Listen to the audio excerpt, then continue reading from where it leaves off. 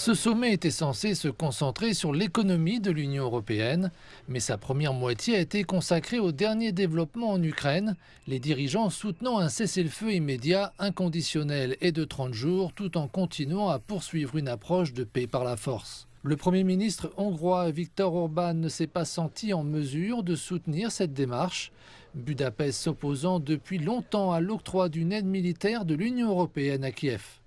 Mais dans ce qui devient une habitude, les 26 autres États membres ont accepté de publier une déclaration sans sa signature, plutôt que d'affaiblir le langage de la déclaration pour accommoder la Hongrie.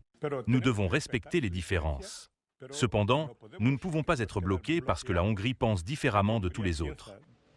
Ce sommet a également été l'occasion pour les dirigeants de l'Union européenne de débattre de nouveaux emprunts d'un montant de plus de 160 milliards de dollars pour la production de défense.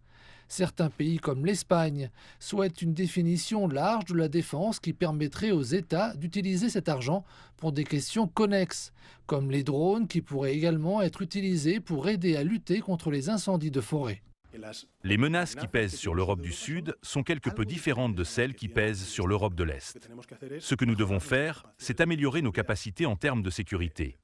La lutte contre le terrorisme et l'instabilité que nous connaissons en Méditerranée, ou tout ce qui a trait à l'urgence climatique. D'autres pays européens souhaitent une définition stricte qui n'autoriserait que l'achat des équipements les plus nécessaires, comme les batteries de défense antimissiles et les drones. Mais quoi qu'il en soit, tout achat effectué avec ces fonds devra provenir de fournisseurs de l'Union européenne ou de fournisseurs basés dans une sélection de pays comme l'Ukraine. Comme l'a dit le Conseil européen, la défense de l'Ukraine, la défense de l'Europe et l'augmentation de la compétitivité de l'Union européenne sont toutes liées. La dernière position de l'Union européenne sur l'Ukraine ayant été formalisée, le Conseil européen est passé à la question de savoir comment financer l'ensemble. Le président du Conseil européen, Antonio Costa, a déclaré que tous les dirigeants, sans exception cette fois, avaient convenu d'accélérer l'agenda économique en prenant 3 mesures clés.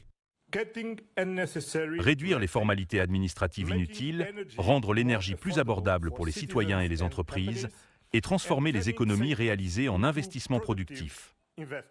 Ces mesures prévoient la réduction du coût de la bureaucratie de 25% pour toutes les entreprises.